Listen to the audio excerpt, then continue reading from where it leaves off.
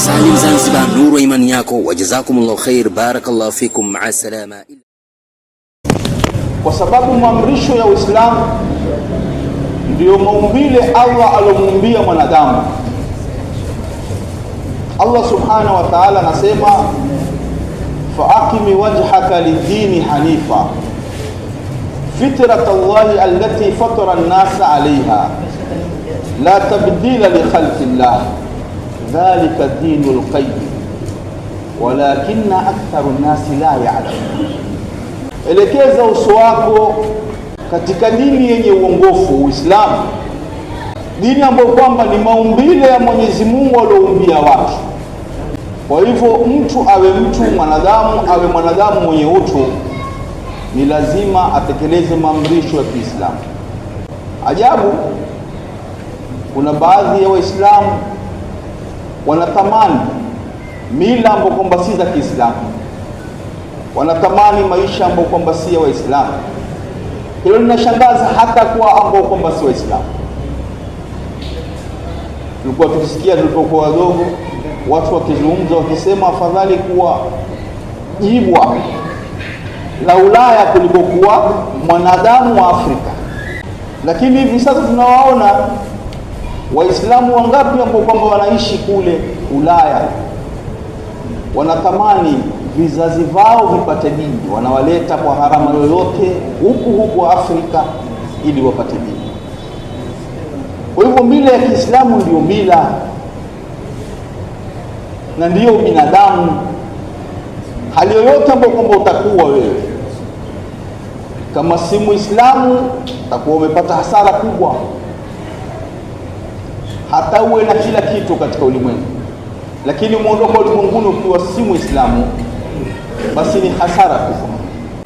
Allah subhanahu wa ta'ala anasema wale ambao kwamba wamekufuru, lau watakuwa na dunia yote wa mithlahu ma'ahu liyaftadu min adhabi yawm al-qiyamah ma tuqbila minhu. Lau mtu atakuwa amemiliki ulimwengu mzima, si ulimwengu mmoja na mfano kama huu, ili umuokoe na adhabu ya Mwenyezi Mungu, maadamu hakuwa Muislamu, hautomuokoa.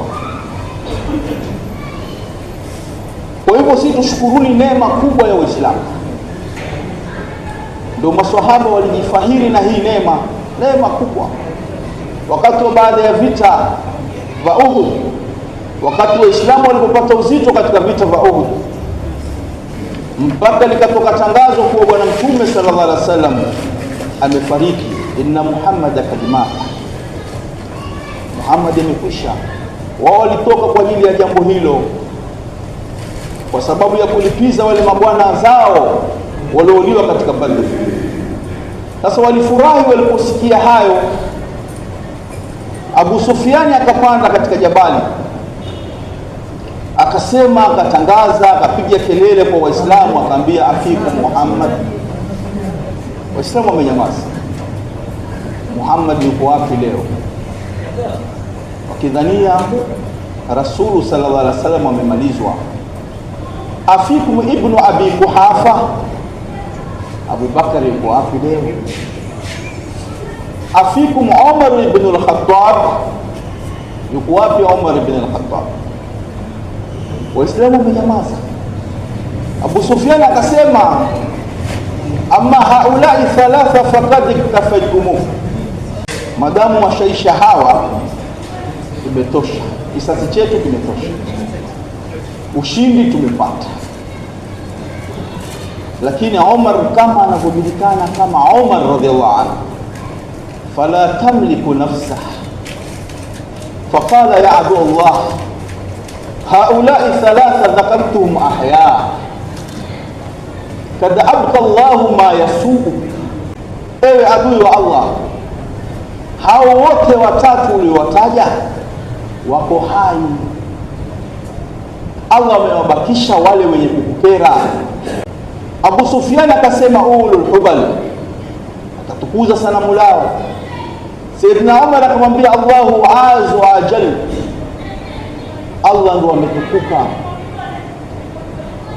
Abu Sufyan akamwambia lana uzza wala uzza lakum, tunauza na nyinyi hamuna uzza. Umar akamwambia Allahu maulana wala maula lakum, Allah ndiye mola wetu lakini Allah si mola wenu. Abu Sufyan akamwambia ni'matu fi'al yawmu bi yawmi badri wal harbu sijal, mambo leo yamekwenda vizuri katika vita vya Uhud, mambo yamekwenda vizuri. Siku ya leo tumelipiza kisasi ya siku ya Badri, na vita ndio namna hiyo, unakushinda na kushindwa. Angalia neema ya Uislamu. Umar akamwambia laysa sawa'u bainana, haiwezekani kuwa sawa waislamu na wasiokuwa waislamu. qatlana fil janna wa qatlakum fin nar,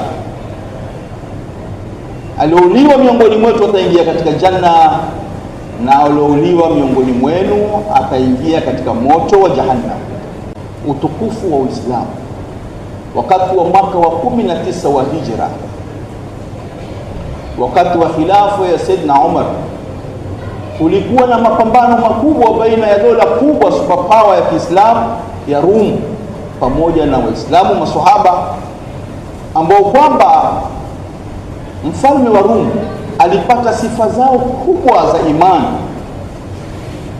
nguvu za imani, akatamani kuwa angalau awaone. Akawatangazia wanajeshi wake, tutafutieni hao maswahaba katika hivyo vita, mtuletee wakiwa hai tupate kuwaona.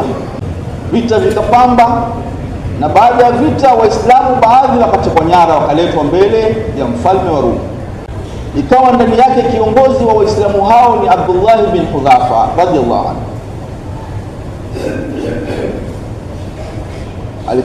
Alipoletwa mbele ya mfalme, mfalme akamwangalia na akamwambia inni a'ridhu alayka amra fa in ajabtani khalaytu saylaka wa akramtu mathwak, nataka kuna jambo ufanye, ukikubali nitakuacha huru na nitakukirimu sana. Ambaye jambo gani? Akamwambia nataka uwe mnaswara, uwe Mkristo, uache Uislamu, fadhila za Uislamu. Sayyidina Abdullah bin Hudhafa akamwambia hayhata hayhata innal mauta la habbu ilayya alfu marra mimma tad'uni ilayhi, halitowezekana, mauti na yapenda zaidi mara elfu kuliko kuwa mnasara. Mfalme akamwambia inni araka rajulan shahma, na kuona wewe ni jasiri kweli, lakini fa in ajabtani ila ma'aduka ilayhi ashraktuka fi amri wa qasamtuka sultani, ukikubaliana na mimi ukiwa Mkristo tutashirikiana katika mambo na tutagawanya ufalme. Abdullah bin Hudhafa radhiyallahu anhu akamwambia wallahi law ataitani jamia ma tamlik wa jamia ma malaktahu al-arab ala an atruka dina Muhammad tarafata aini ma fa'altu, hilo halikuwezekana. Wacha kunipatia ufalme nusu ufalme wako, lao utanipatia ufalme wa Waarabu wote na ufalme wa ulimwengu mzima. Kuacha dini kwa kupepesa peke yake ya Muhammad sallallahu alaihi wasallam siwezi kuacha. Walijua thamani ya dini. Mfalme akamwambia idhan aqtuluk, sasa basi nitakuulia mbali, ulibakia sasa ni kukuua. Akamwambia sawa, if'al ma turid, fanya niue. Basi akaagizia sufuria kubwa, akaweka mafuta ndani, ikatokota mafuta, akaingiza Muislamu wa kwanza, akatokota yule Muislamu mpaka nyama ikamalizika na mifupa, kabakia mifupa. Akamwambia sasa hali ndio hiyo. Basi hiyo hali ikawa, akazidi imani, akazidi nguvu za imani, akazidi msimamo. Basi sasa kaamrisha serikali yake kuwa na yeye pia aingizwe kama wenzake. Wakati anataka kuingizwa katika sufuria, yule bwana akaanza kulia. Alipoanza kulia akarejeshwa kwa mfalme. Mfalme akamwambia, basi sawa, mbona unalia? Huwa Mkristo? Kama hapana, mimi silii kwa ajili ya kuogopa mauti. Asema, inni kuntu fi nafsi al'ana tulka fi hadhi al-kidri fatadhhabu nafsak. Nimezungumza na nafsi yangu kuiambia, hivi sasa wewe utauliwa kwa ajili ya dini yako ya Uislamu. Nimeiambia nafsi yangu kuwa wewe, nafsi yangu mimi nalia kwa sababu nafsi yangu ni moja. Natamani ningekuwa na roho kwa idadi ya nywele ambao kwamba ziko kati ya kiwiliwili changu, kisha kila roho moja moja iingizwe katika sufuria ya mafuta ya moto kwa ajili ya dini ya Mwenyezi Mungu Subhanahu wa Ta'ala. Kwa hivyo wazee watukufu, Uislamu fadhila zake ni nyingi sana, na maswahaba walithamini na wakautumikia Uislamu, na sisi tuna jukumu la kuutumikia Uislamu. Jukumu la umma huu ni jukumu kubwa, wazee watukufu, ni jukumu la manabii ambao kwamba ni azka nufusa, azka alalamina nufusa, ambao kwamba Mwenyezi Mungu aliwasafisha zaidi, roho zao zilikuwa safi zaidi. Hilo jukumu la watu hao ndio tumepewa sisi. Ni jukumu ambalo kwamba wazee wangu watukufu, Allah Subhanahu wa Ta'ala kwa kupenda umma huu alianza kulitangaza jukumu hilo kuanzia manabii wa nyuma, kwa kutakuja umma utafanya hili jukumu leo. Ile faradhi ya manabii, wajibu wa manabii ndio umepewa umma huu. Allah Subhanahu wa Ta'ala anamwambia Daud alayhi salam, ya Daudu innahu sayati min ba'dika nabiyyu ismuhu Ahmad wa Muhammad. Ewe Daud, atakuja baada yako nabii, jina lake ni Ahmad na ni Muhammad sallallahu alaihi wasallam, sayyidan wa sadiqan, tena mkweli bwana, la aghdhabu alayhi abadan wala yughdhibuni abada, simkasiriki wala hanikasiriki. Wakad ghafartu lahu qabla an ya'siyani ma taqaddama min dhanbihi wa ma ta'akhkhara, nimemsamehe yote atakayofanya na aliyofanya nimemsamehe.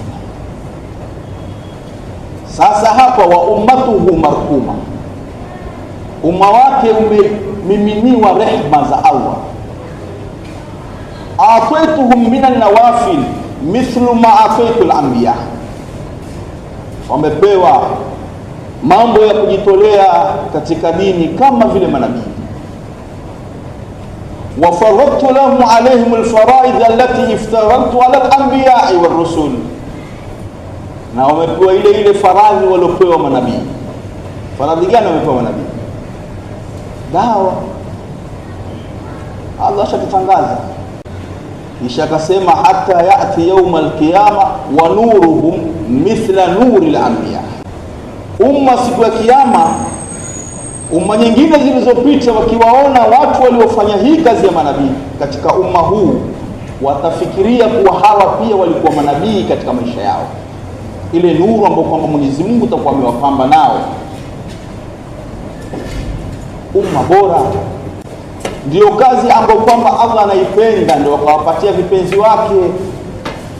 Allah Subhanahu wa Ta'ala anasema, wa man ahsanu qawlan mimman daa ila Allahi wa amila salih wa qala innani minal muslimin.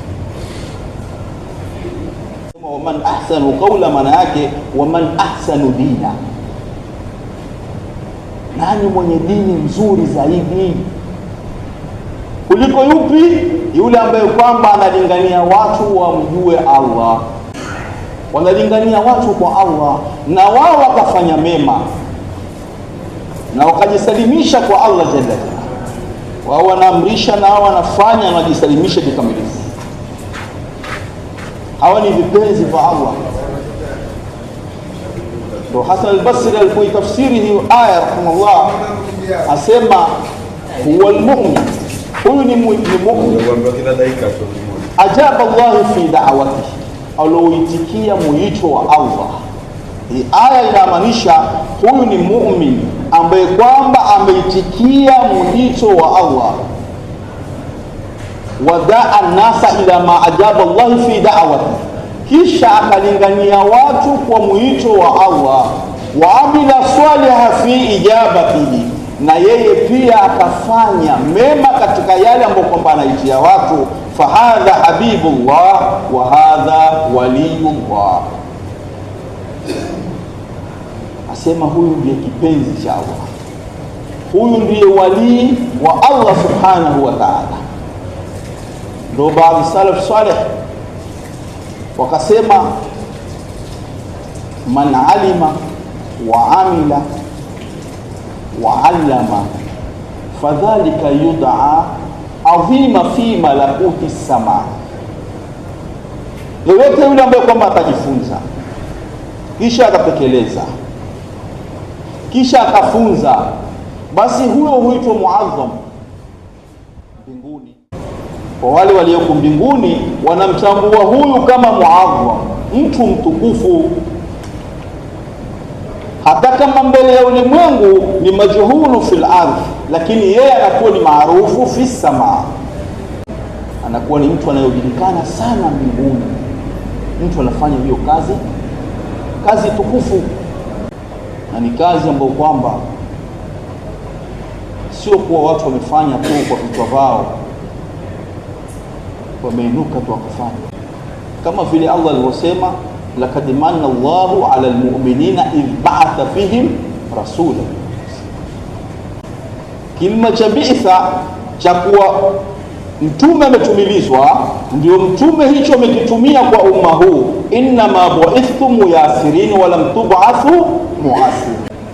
Pia umma huu mtume sallam ameeleza kuwa umetumilizwa, na maswahaba walijua hayo kuwa wao wametumilizwa. Ndio Rabi'i bin Amir alipokwenda kwa Rustum akawasema, Allahu ibta'athana, Allahu linukhrija man shaa min ibadati al-ibadi ila ibadati rabbil ibad, wa min dhiki dunya ila sa'atiha, wa min jawri al-adyan ila adli al-islam. Allah ndio ametutuma. Huyo ni swahaba, wanaelewa zaidi Kiarabu. Nasema kuwa Allah ndiye ambaye kwamba ametutuma. Kwa hivyo umma huu umetumwa na Allah subhanahu wa ta'ala. Ni jukumu la mtume na ni jukumu la umma huu. Allah alimwambia mtume sallallahu alaihi wasallam, sema qul hadhihi sabili ad'u ila Allah ala basiratin ana wa man ittaba. Si yake peke yake, mimi na nani na wafuasi wangu, ni jukumu langu. Na alikuwa analea namna hiyo Rasul sallallahu alaihi wasallam, wanalea namna hiyo. Ile misafara ambayo kwamba ilikuwa inaingia Maka, mtume sallallahu alaihi wasallam akiwafuata ile misafara, akiwaambia, mani rajulu yuwini hatta uballigha risalata rabbi fa inna quraisha mana'uni an uballigha risalata rabbi. Nani atanisaidia kufikisha hii risala ya Mola wangu? Ndugu zangu Makureshi wamenikataza, wamenipinga, wamekataa kunisaidia kufikisha risala ya Mola wangu. Mpaka wakaja Aus na Khazraj, watu wa Madina, wakambele Rasul sallallahu alaihi wasallam. Allah kawaita al-ansar. Allah ametusifu, kuntum khaira ummatin ukhrijat lin-nas ta'muruna bil ma'ruf wa tanhauna wa tu'minuna billah. Abu Huraira ametafsiri kuntum khaira ummatin, asema kuntum khairan nasi lin-nas, kuntum khairan nasi lin-nas ta'tuna bihim fi al-aghlali was-salasili hatta tudkhiluhumul janna. Nyinyi mmeitwa bora kwa ajili ya watu. Bora wenu ni kwa ajili ya nini? Linnas, kwa ajili ya watu. Mnawaendea watu katika pingu, katika minyororo, mnawatoa katika pingu zile za maasia na shirki na nini, mpaka mnawaingiza janna, hatta tudkhiluhumul janna. Ndio zile jaula zinafanyika. zinakwenda kuwatoa katika ghafla, zinawaleta mpaka watu wanaingia peponi, wanaingia katika rehema ya Allah jalla jalaluhu.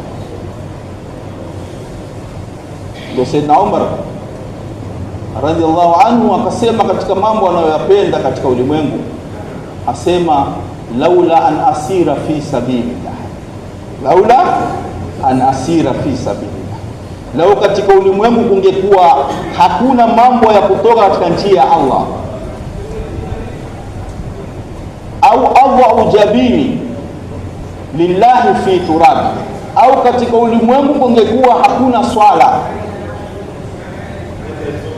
au ujalisa qauma yaltakituna tayyiba alkalam kama yaltakitu tayyibu tamr, au kama kungekuwa hakuna majalis mema kama haya hivi watu walipokaa fikrdin Shebe Juma, kama ingekuwa hakuna vikao kama hivi, la ahbabtu an alhaqa billah, ningependa kufa kuliko kuishi.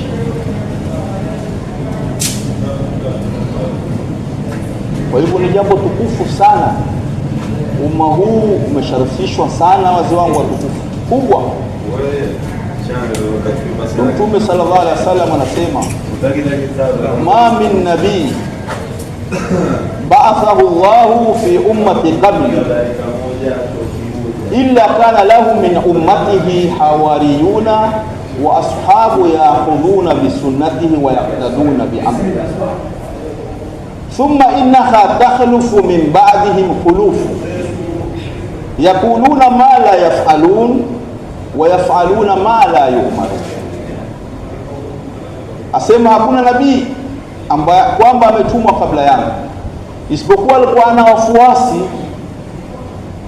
wa kushikamana na matendo ya mtume wao, lakini kisha baadaye huja watu wakahalifu, wakasema wasioyafanya, wakafanya wasioamrishwa. Sasa Mtume sallallahu anaamrisha, anasema faman jahadahum biyadihi fahuwa mu'min,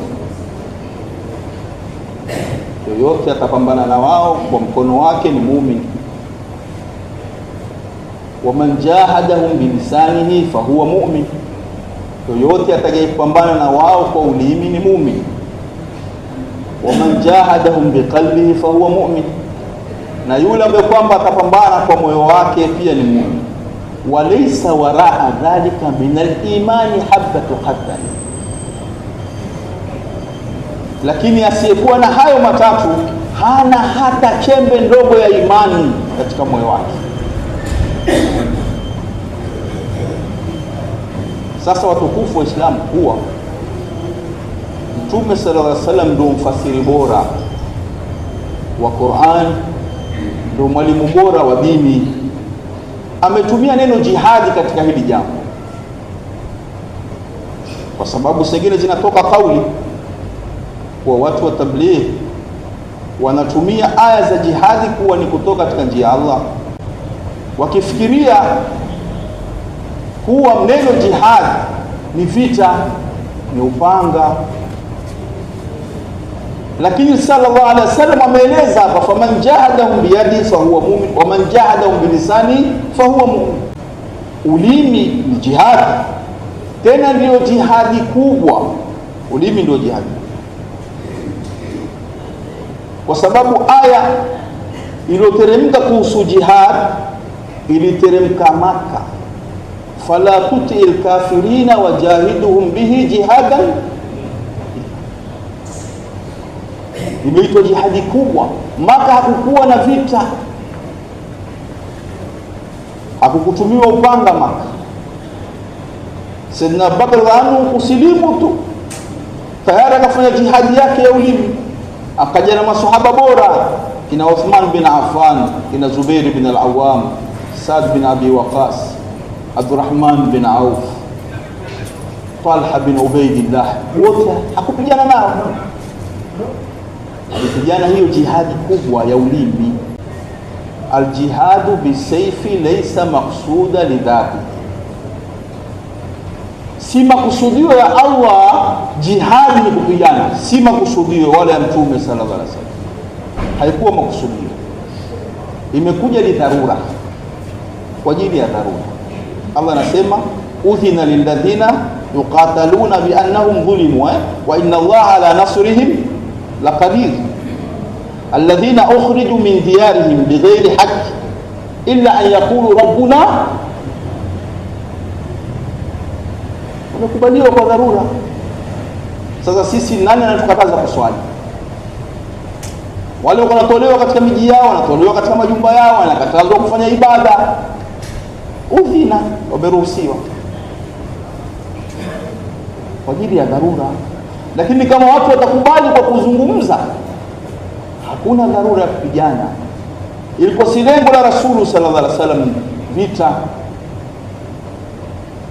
Alayhi salamu wakitumiliza kundi lolote katika vita, akinipatia hidayati kuwa akiwaambia wale maamiri wasipigane, wasiwateke nyara kwanza. Ma ala al-ardhi min ahli baiti madari wala wabari illa an yatuni muslimina habbu ilayya mimma an ta'tuni binisaihim wa auladihim wa taqtulu rijalahum. Sehemu yoyote mnayokwenda, kijijini, mijini, kuiletea wao wakiwa wamekubali Uislamu, mimi inapendeza zaidi kwangu kuliko kuteka nyara wake zao, watoto wao na kuwaua waume zao. Tupatie hiyo hidayati.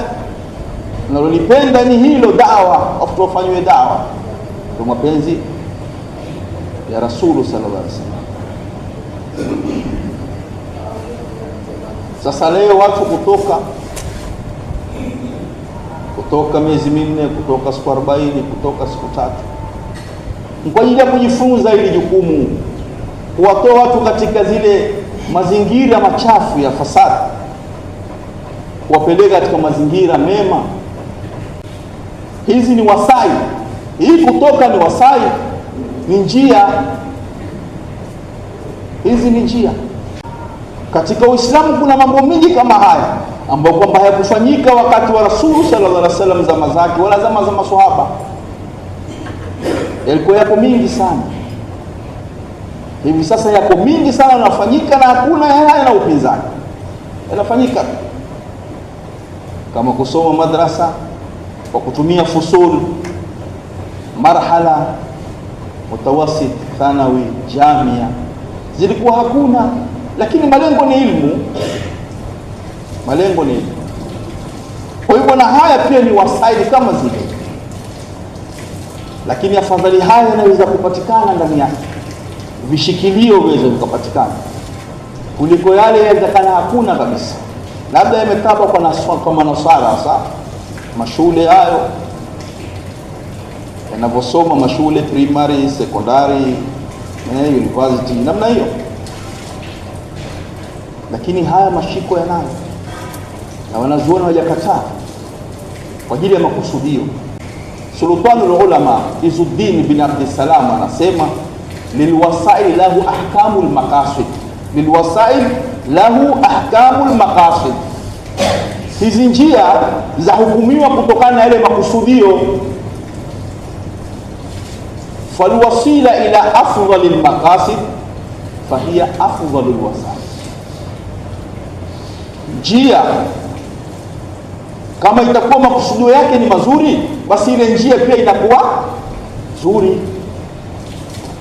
Kama hii njia inatumika ya miezi 4 na siku 40, makusudio yake vipi watu wapate dini katika maisha yake, basi hii njia ni nzuri.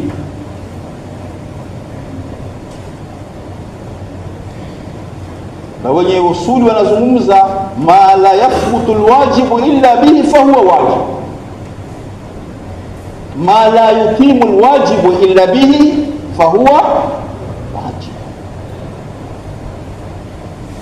Kama la faradhi halitekelezwi mpaka kwa njia fulani, basi hiyo njia ni wajibu. Leo wangapi ambao kwamba walikuwa hawasimamishi swala zao kwa ajili ya hii njia, leo ni wamerudi katika makusudio? Wangapi? Wengine walikuwa washakuwa maustadhi wanasomesha, lakini wakaenda mitaani, wakapotea katika mitaa, na makundi ya jaula yakenda akawarejesha katika makusudio yao. Mtu ambaye kwamba hakusoma akaenda kazungumza na mtu ambaye kwamba amesoma na akamrejesha katika makusudio yake. Ni wangapi katika jamii ambao kwamba tuwaona? Kwa hivyo ni njia bora kubwa sana, lakini ni njia ambayo kwamba ina mashiko makubwa. Abu Huraira radhiallahu anhu asema, ribatu leila fi sabilillah, asema ahabu ilayya min an uwaffika laylatul qadri fi ahdi masjidaini, masjidil Kaaba au masjidin Nabawi. Kukaa ribati siku moja, usiku mmoja kama huu Lailatul Fitr, usiku mmoja kukaa ribati kujifunga, asema kwake inapendekeza zaidi kuliko kuwafikiwa katika usiku wa Lailatul Qadri katika misikiti miwili Maka au Madina. Asema ribatu 3 ayami adlu sana. Mtu kukaa ribati siku tatu zinakuja hizo, analipa malipo ya mwaka. Asema wa tamamu ribatu 40 yawman, na ukamilifu wake ni siku 40. Abu Hurairah anasema idha rabatta 3 ayami falyata'abbad muta'abbiduna ma sha'u. Ukifanya ribati siku 3, basi yule mtu ambaye kwamba hajawahi kufanya ribati afanye ibada maisha yake yote atakavyo, hawezi kukupata daraja yake, mashiko yako. Answari mmoja alikuja kwa Umar ibn al-Khattab. Sayyidina Umar akamuuliza, aina kunta, ulikuwa wapi? Mbona sikuoni bwana mkubwa, ulikuwa wapi? Akamwambia kuntu fi ribati, nilikuwa katika ribati. Akamwambia kam rabatta, ulikaa ribati kwa muda gani? Akamwambia 30 yawman, siku 30. Akamwambia fahalla atmamta 40, rejea ukamilishe hiyo siku 40. Kamilisha siku ngapi? Salim Zanzibar, nuru imani yako. Tafadhali subscribe, share, like na comment. Wajazakallahu khair, barakallahu fikum. Salim Zanzibar, nuru imani yako. Na mjukuu wa Sayyidina Umar, mtoto wa Abdullah ibn Umar ibn al-Khattab radhiallahu anhu, alifanya ribati siku 30. Aliporudi babake akamwambia, azimu alayka la arja'anna wala tarabbatanna 10 hatta tutima al-40. Amekwenda ribati yake siku 30. Aliporudi akamwambia, utarudi ukamilishe siku zako, ifike siku 40. Mashiko yako huku na haya ya kumwambia rudi, umefanya siku 30, rudi ukamilishe siku 40, kamilisha 10 ifike siku 40. Hayakutoka kwa Sayyidina Umar peke yake, hayakutoka kwa maswahaba peke yake. Allah subhanahu wa ta'ala anasemaje? wa wa'adna Musa 30 laylatan fa atmamnaha bi'ashrin fatamma miqatu rabbih. Hilo la Sayyidina Umar kumwambia rudi ukakamilishe, Allah pia alimwambia Musa. Alikuwa ni 30, akamkamilishia ngapi? 10, zikawa ngapi? Mashiko yako. Kwa hivyo hili ni jambo kubwa, wazee wangu watukufu, lina siri kubwa. Haya kusema Sayyidina, mwanzo tumesema ribati, hatujasema maana ya ribati nini. Huitaja tu ribati kukaa, ribati kwenda, hatujasema maana yake ribati ni nini. Rasulullah sallallahu alaihi wasallam yeye mwenyewe ameitafsiri hiyo ribati, asema hal adullukum ala ma yamhu Allahu bihi al-khataya wa yarfa'u bihi darajat, nisiwajulishe yale ambayo kwamba Mwenyezi Mungu Subhanahu wa Ta'ala anafutia watu madhambi na kupandisha daraja. Sahaba akamwambia tujulishe, akamwambia isbahu al-wudhui ala al-makari, utawadhi wakati mzito, vile vile wa kasratul khutwa ila al-masajid, kuzidisha hatua za kwenda, wa intidharu salati baada salat, kusubiri swala paka fadhalikum ribat. Hiyo ndio nini? Tumesalama tafsiri yeye mwenyewe, asema hatua nyingi za kwenda. Vipi watu wa dawa miezi minne, siku 40, jaula, harakati zao zote, hatua zao zinaenda Si tumetoka kwetu Mombasa, sio? Ile gari moja kwa moja mpaka msikitini pale Tanga, barabara 12. Wapi? Msikitini. Hakwenda hoteli, msikitini. Tumetoka hapo tena kwa Kiwalani, wapi? Msikitini. Tumetoka Kiwalani mpaka hapa, wapi? Tumetoka hapa mpaka Mahonda, wapi? Hatua kasratul khutwa ila wa intidharu salati baada. Hebu niambie sasa, umetoka miezi 4 namna gani? Si wewe unabakia msikitini? Hata muadhini ndio kukuta wewe wapi? Imamu anakukuta wewe wapi?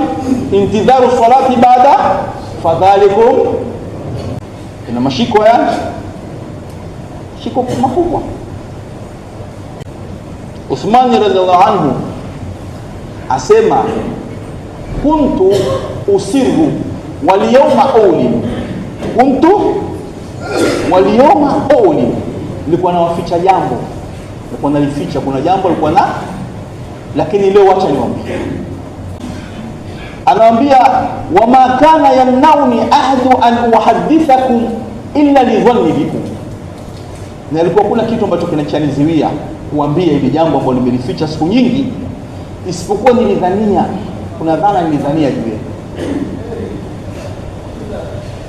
Asema samitu Rasulullah sallallahu alaihi wasallam, nilimsikia mjumbe wa Allah akasema ribatu yawmin fi sabilillahi afdalu min siyami alfi yawmin wa qiyami alfi layla. Ndio pale Abu Huraira akasema mwenye kutoka siku 3 basi nafanya ibada atakavyokufanya, hamfati huyu. Kwa sababu hii hisabu hapa ukiipiga waionaje? Siku moja ya ribati ni bora kuliko saumu ya siku 1000, na kiamuleni ya siku 1000. Bimaana siku 3 zaidi ya miaka 9, siku 40 zaidi ya miaka 111. Faliyataabadi mutaabiduna ma sha'u. Salman al-Farisi wakati mmoja radha anhu alikwenda sehemu akawakuta watu wa katika ribati, akawaambia afala uhadithukum bima samitu min rasuli sallallahu alaihi wasallam. Nyinyi mko ribati, kuta kundi kwa ribati, akamwambia je, nisiwaambie niliwasikia? Afurahi alipoona ile sehemu za Fursi, sehemu za Iran, alifurahi sana alipoona watu wa ribati. Akamwambia je, nisiwaambie yale ambayo kwamba nimemsikia Rasul sallallahu alaihi wasallam, ambaye nimemsikia akisema ribatu yawmin fi sabilillah afdalu min siyami shahri wa qiyam, ni bora kuliko kufunga mwezi na kusimama mwezi. Hakumaliza hapo, akasema waman mata wa huwa murabitu. Hapo sasa waman mata, hiyo la liombo sana, na wale omba wamefaulu. Waman mata wa huwa murabitu ujira lahu min fitnatil qabr. Kwanza maisha yake ya kaburini hatoadhibiwa maisha yote, la zaidi wanama lahu kullu amalihi ka ahsani ma kana ya'malu ila yawmil qiyama. Amali zake zitakuwa zinaendelea kukua mpaka siku ya kiyama. Wewe umekufa kwa kurudi zako wewe, basi wewe haisimami. Salim Zanzibar, nuru imani yako. Tafadhali subscribe, share, like na comment. Wajazakallahu khair, barakallahu fikum. Salim Zanzibar, nuru imani yako. Tafadhali subscribe, share, like na comment. Na hiyo ni bahati waliopewa, bahati hiyo sio yote, tegemea sana. Si kila mtu anapata ile bahati. Mwenye kufa katika khuruj fi sabilillah, wengi wamekufa katika kiamu layl, katika khuruj katika ijtimaa. Sasa amali zake zinaendelea mpaka siku ya kiyama. Abdullah bin Umar radiyallahu ta'ala anhuma asema man kabbara takbirata fi sabilillah, mwenye kusema tu Allahu akbar akiwa katika fi sabilillah, akasema Allahu akbar, kanat kasakharati fi mizanihi yawm alqiyama, athqalu minas samawati wal ardi wa man fihinna. Takbiri katika swala una takbiri ngapi? Mbali ya takbiri zako una takbiri ngapi? Mbali subhanallah, mbali alhamdulillah, mbali salatu ala nabi, ziko ngapi? Ile moja tu inawekwa katika mezani yako siku ya kiyama, inakuwa mzito kuliko mbingu na ardhi na viliomo ndani yake. Moja tu.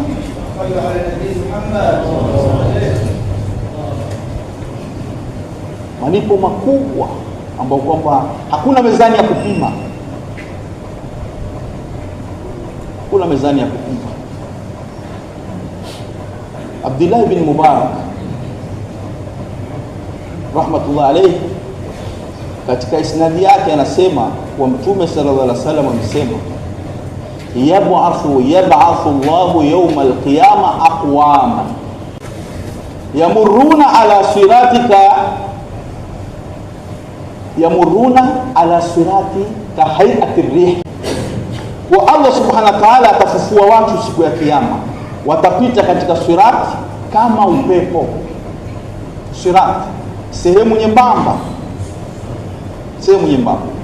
lakini watapita kama ni sehemu ambayo kwamba watu wanapita wingi, wanaanguka ndani, chini yake ni moto wa jahannam. Lakini hawa watu watapita kama nini?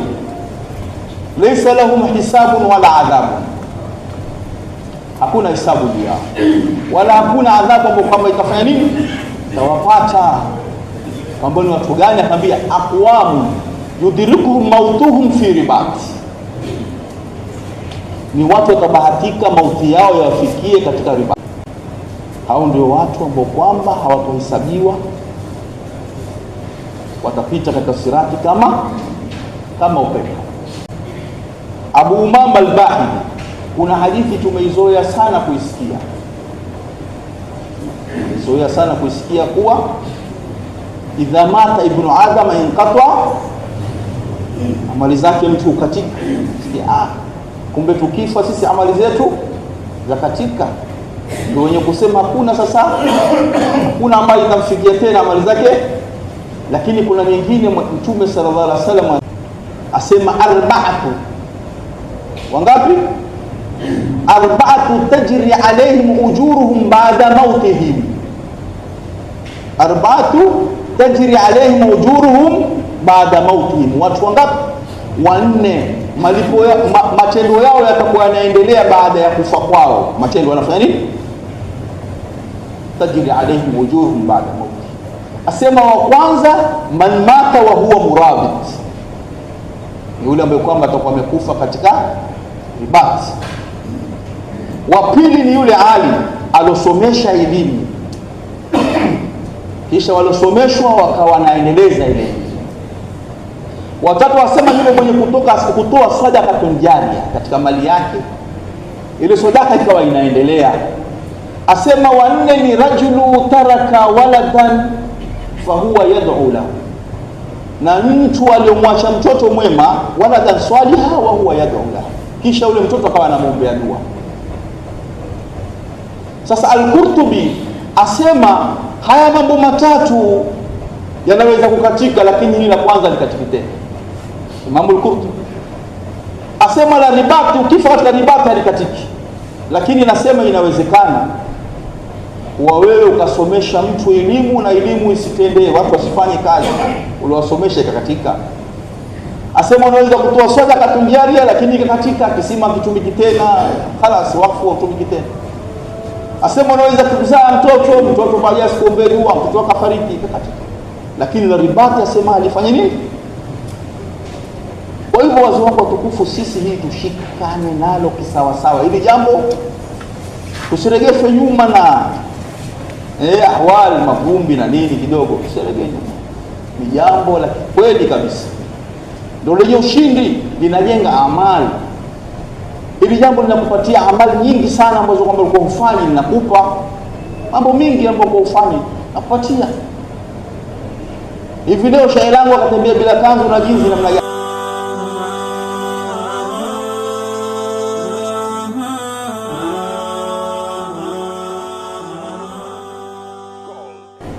Lakini inawezekana pia ustadi akatembea tu bila kanzu na hata isishtue.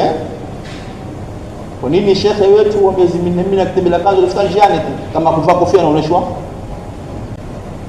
Mimi nyumbani kule nikisahau kofia, nikitoka mbio mwadhini umeadhiniwa nikaenda kuswali, basi mtoto wangu anakimbia na kofia nyumbani aje kunivesha nikiwa na imamu wetu singine anatuswalisha bila kofia.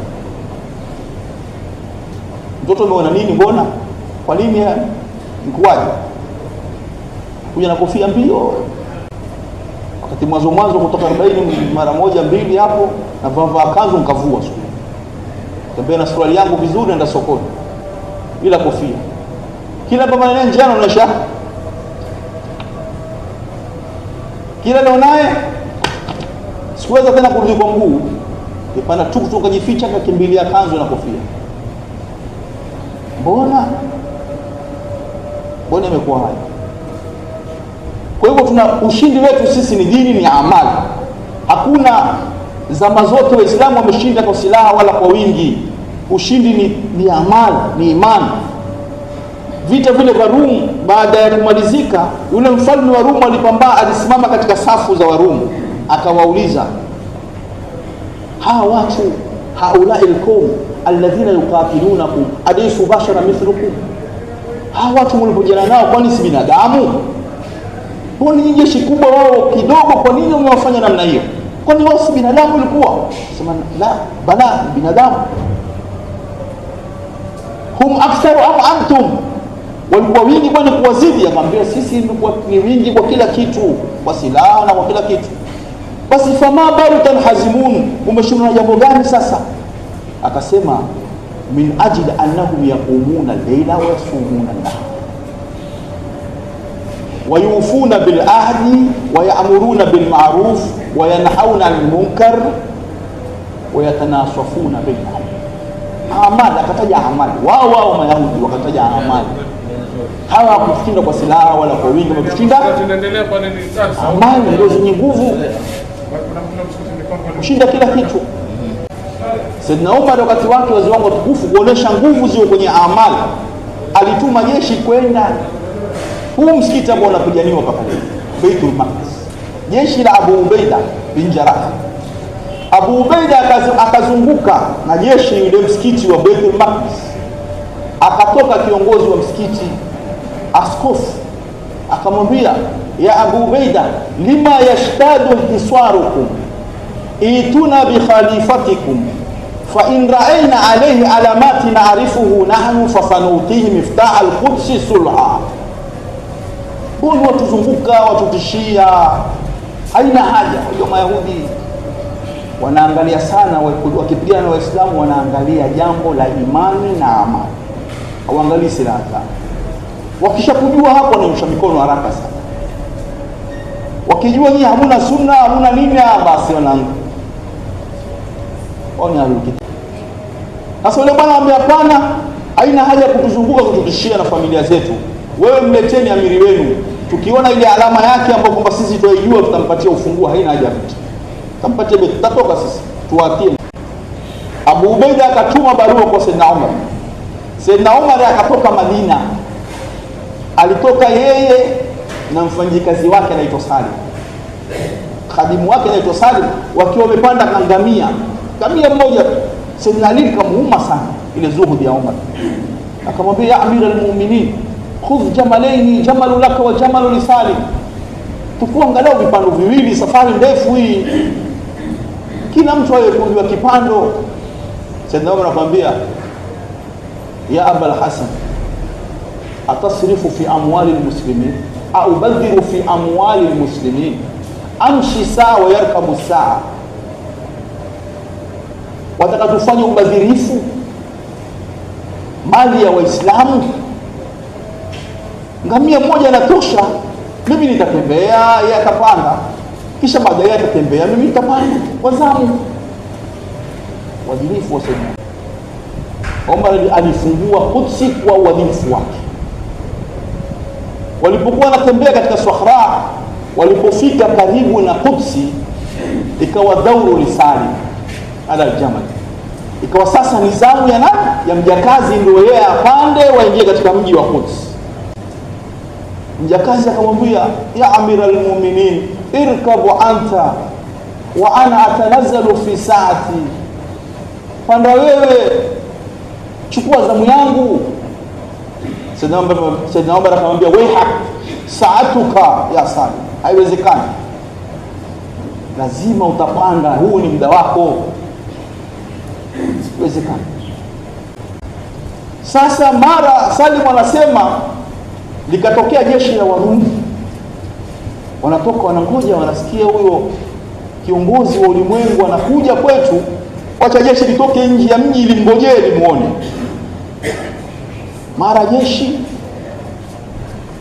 wamuona mtu yaqudu naqa wa fi jubatihi ruqa wal abdu ala jamal, wamuona mzee amevaa kanzu yenye viraka, tena ameshika kamba ya ngamia, ni yeye, mjakazi ndio yuko juu. Wahum la yaarifuna Umar, hawamjui Umar ni nani. Wakamuuliza Umar, araaita Umar bin al-Khattab, umemuona Umar bin al-Khattab? Sayyidina Umar akamwambia utulubuhu, mtafuteni ni wenyewe. Na ni yeye Sayyidina Umar. Sayyidina Umar, wazi wangu watukufu, likaja jeshi la Kiislamu, Abu Ubaida akaja akiwa amepanda juu ya farasi. Abu Ubaida alipomuona Umar ile mandhari ikamshtua sana, akashuka haraka katika farasi na akamkumbatia Sayyidina Umar. Akamwambia Sayyidina Umar, ulikuwa hakuna hata farasi ukapanda, unapanda ngamia? Sayyidina Umar akamwambia, kwani ngamia hatoshi bwana?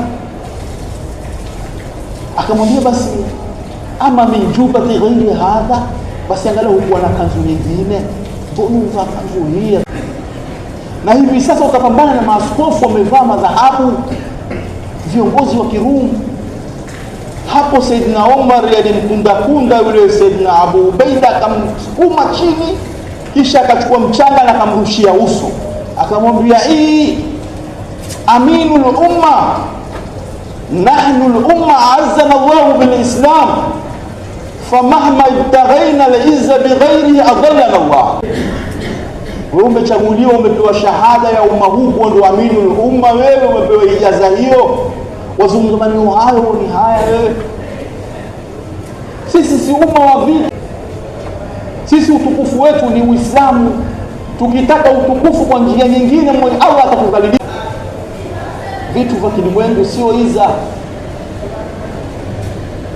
Iza ni imani na dini, ndio iza. Sayyidina Umar akaelekea katika mlango wa Baitul Maqdis. Yule askofu alipomuona Sayyidina Umar anakuja, akateremka kufungua mlango. Sayyidina Umar anakuja, askofu amechukua kitabu, anamwangalia Sayyidina Umar, ويقرأ في كتابه، ينظر إلى عمر ويقرأ في كتابه، ثم قال أنت الفاروق وإن كنت ما أراك بالفضل. Akamwambia wewe ninayekuona ndiye Faruq Umar, hata kama sijawahi kukuona katika maisha yangu. Sayyidina Umar anamwambia wa kaifa araftani, umenijua vipi? Asema fi kutubina, tumekusoma katika vitabu vyetu. Kwa yule ambaye kwamba ni Fatihul Qudus atakuja kuifitahi Qudsi, anna lahu nuru fi jabini, itakuwa uso wake unang'ara kwa nuru ya dini. Wa zuhdu fi yaminihi, na atakuwa maisha yake ni ya zuhudi, ya kunyima.